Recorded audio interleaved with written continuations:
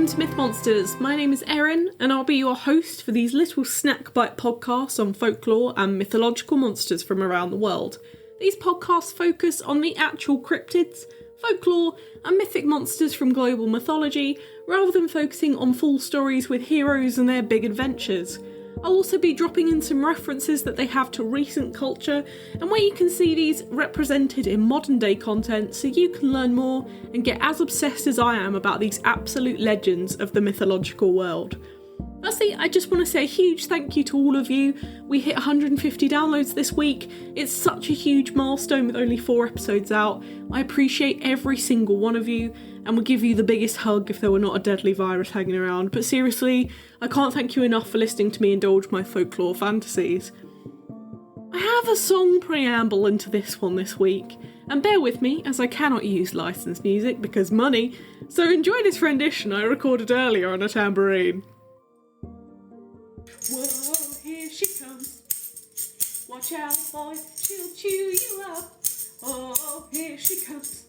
She's a man-eater. Oh, I do hope you enjoyed that. Today's creature is the terrifying Japanese Jorōgumo. Now, before we get off on the subject of these, it's best I define something in Japanese mythology as a whole. So they call demons / spirits / monsters a word called yokai, which generally translates to spirit, strange creature, or apparition. So if you hear me say yokai, that's what I'm referring to, just as a heads up for the rest of this episode. Jorōgumo are described as a yokai who is actually a giant spider, but can disguise themselves as humans to seduce young men and take back to their lairs to eat. It's said that when disguised as a person, kind of like a vampire, its reflection would show its true form, which is not something you'd like to see when snogging someone at a party. In other tellings, they're described as being half woman, half spider, disguising themselves with long kimonos so that their horrible spidery boy legs are hidden. Jorōgumo are also able to control other lesser spiders, including a fire-breathing spider species. They're also clearly mythological. No details on these, unfortunately, but I am really hoping that these actually don't exist in real life. They use these fire-breathing boys to burn down houses of people who suspect them of being Jorōgumo. They usually live very solitary lives on their mounting pile of young men's bones. That could be an innuendo, but I'm not even going to entertain it. This is a mature podcast. Jorōgumo can spin silk thread strong enough to tie up a grown man so that he cannot escape. They also have a powerful venom that can slowly weaken you day by day, which kind of lets the beast get off on your undying or realistically dying attention. They make their nests in caves, forests, or empty houses in towns. They then spend most of their time trying to tempt blokes to come home with them so that they can wrap them up in a nice little silk blanket and munch on their liquidized innards. Yummy! The first recording of the Jorōgumo is in the Tanoi Gusa, which is a collection of ghost stories from the Edo period. The story is called Things That Ought to Be Pondered, Even in Urgent Times. It's a nice short one, I know. It describes a young samurai who encounters a beautiful young woman carrying a child in her arms. The woman, pointing at the samurai, tells the child, "Him surely is your father, go forth and be embraced." However, the samurai realises the woman is not what she seems and attacks her, slashing her with his blade. She then flees to the attic of his house. The next morning, all they find is the corpse of a giant Joro spider, about half a metre long, along with the bodies of victims it had already murdered and eaten, stuck to the ceiling encased in webs. The second mention of the Joro spider as yokai is in the story How Magakuru Was Deceived by Jorōgumo. The story takes place in Takeda, Sakushu, now Okoyama. As the story goes, Magakuru was resting in his veranda when, just as he was about to fall asleep, a woman of around 50 appeared before him. She told him that her daughter really fancied him and asked him to visit their estate. There, her daughter confessed her love to him and asked him to marry her. As Magakuru was already married, he refused. I'm quite glad he did, to be honest. However, the girl insisted, saying that although Magakuru had almost killed her mother 2 days ago, she still loved him, and he shouldn't reject her. I wish things were that easy, gal, honestly. Confused by her words, Magakuru escaped the woman's estate, which vanished as he ran away. He found himself lying back on his veranda as if he'd just woken from a dream. His wife told him he'd been sleeping there the entire time. However, Magakuru looked up, and webbing it up above his head, there was a small Joro spider. Seeing the spider, he remembered he had chased a spider from his home 2 days prior. He had almost killed it, which is what the women were referring to when they said he'd almost murdered her. How spooky is that? The Jorōgumo is also often associated with waterfalls, in particular the Shorin Falls of Aizu in Shizuoka. They have a really cool story about a spider woman who is the mistress of the waterfall. The original legend says that as a man rested by the Shorin Falls, he felt a sticky web clinging to his leg. He pulled the spider web off of his leg and stuck it to a tree stump instead. The Jorōgumo then dragged the stump into the water and beneath the falls. After this event, because they were so spooked about it, the villagers avoided the waterfall. However, a woodcutter who hadn't heard the story tried to cut the trees in the area. He accidentally dropped his axe into the pool below the falls, and when he tried to get it back, a woman appeared and gave it back to him, telling him he must never tell anyone what he saw. Then he got a bit drunk, got a bit tipsy, and he told a whole bunch of people, as you do when you're a bit sloshed. After he fell asleep that night, his body was pulled outside by an invisible string. The next day, the villagers found his corpse, floating in the river below the Shorin Falls. A second version of the legend says that the woodcutter fell in love with the woman he met by the falls. He went to see her every day, but his body grew weaker with each visit. The Osho, who were Buddhist priests of local temples, suspected that he was enchanted by the Jorōgumo. On the man's next visit, the Osho accompanied him to chant sutras. When a spider thread wrapped around the woodcutter, the Osho shouted and the thread vanished. Despite knowing that the woman he loved was a Jorōgumo, the woodcutter persisted, asking the local Tengu, another mythological creature that resembles a half-bird, half-human, we'll talk about this in another episode, for permission to marry her. The Tengu refused, so the woodcutter ran to the Shorin Falls, where he was entangled in spider silk and pulled beneath the water, gone forever. At the Kashikabuchi ravine in Sendai, people tell a surprisingly similar legend about woodcutters using tree stumps as decoys to avoid being pulled into the water by Jorōgumo. However, in this legend, once the log is pulled into the water, a voice can be heard saying "Kashikoi, kashikoi," or "clever, clever." Since the name Kashikabuchi literally translates into clever abyss, some people speculate that the legend is the origin of the ravine's name. The Jorōgumo in Kashikabuchi is worshipped as a preventer of waterborne disasters, with shrines and monuments in the area engraved with the words Mayaho Kumonore, meaning what we think is Spider's ghost. Another legend from Kashikabuchi area says that a man named Genbei met a beautiful woman who was actually a shape-shifted eel that lived in the bottom of the Kashikabuchi ravine. She was going to be attacked by the Jorōgumo, so she asked Genbei to help her defend herself. Genbei agreed, but on the night of the attack he was too scared to go out, staying hidden in his house instead. The defenceless eel lost her battle with the Jorōgumo, and Genbei died of insanity. All fun, right? So where did this lovely creature originate from? In Japan, some spiders are known to possess amazing supernatural powers. It's said that when a golden orb weaver reaches 400 years of age, it develops magical powers and begins to feed on human prey instead of insects.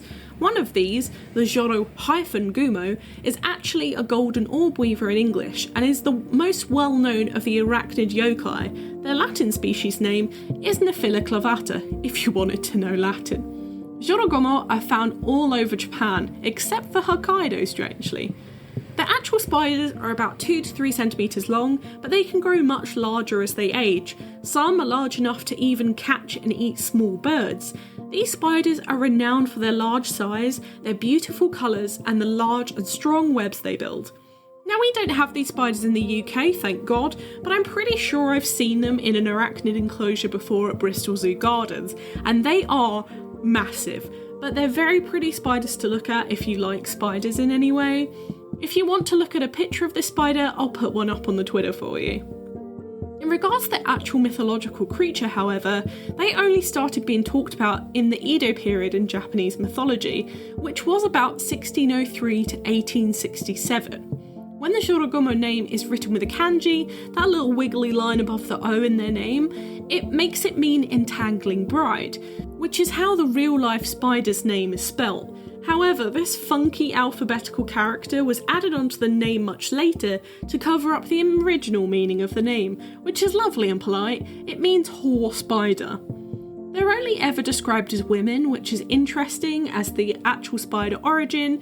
The male spiders are significantly smaller than the females, and generally spiders and women in mythology tend to go hand in hand due to their seductive and entangling nature.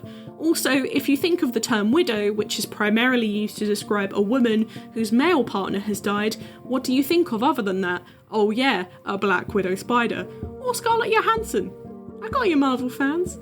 However, I've said that, and there's actually a similar half-human, half-spider yokai known as the Sushigomo, which is based on a real spider species much like the Jorōgumo, but it's actually a kind of tarantula. However, the Sushigomo can either be male or female. Not many accounts of this, however, so we generally won't focus on it. So in modern culture, it can mostly be found in anime and manga, which if you didn't know is mostly Japanese. You can read/watch about them in the following: Yokai Watch, XXX Holic, Dororo, Kekuri yo no Yatomeshi, Yu-Gi-Oh! Or Rosario and Vampire. I'm not a huge anime fan. The only one out of these I've actually watched is Yu-Gi-Oh! And that's because I'm a huge nerd, but I honestly don't remember any use of the Jorōgumo in there, but I imagine it was some very cool monster card. There's also a couple of video games. For me, I remember seeing them in Diablo 3. There's a character called Sadea who is the Maiden of Lust. She's one of the top dogs walking around hell, as you do. She's very seductive, very sexy. She has a very sexy voice, I'm just saying. But they're also in Ayakashi Ghost Guild, Pathfinder, Neo, Okami, The Evil Within, and even Dark Souls. So if you like a challenge, the latter is definitely for you. TV and movie-wise, they're in an episode of Doctor Who if you're into timey-wimey stuff in the season with David Tennant and Catherine Tate. I believe it's the episode where Donna attempts to get married, she's in the bridal gown. Other stuff like the series Grimm, Escape the Night and Hellboy Sword of Storms have characters who at least look like Jorōgumos, even if not explicitly named so. The book recommendation this week is not explicitly on Jorōgumos, but if you're interested in yokai, my recommendation is The Book of Yokai, Mysterious Creatures of Japanese Folklore by Michael Dillon Foster. It's a good one for all those spooky spirit creatures, including these ladies in Japanese mythology. Just a really interesting and culturally significant read. I really recommend it for any yokai fans out there. Now it's time for Do I Think They Existed? God, I bloody hope not, Jesus Christ. As someone who is very scared of spiders, not massively, I may add, I think they're very cool, but I really don't like their eyes and the way you can see their eyes on some spiders, that freaks me out. Or the way their legs move, it's so nasty. I don't even want to imagine a large one. They're just, hell no, man.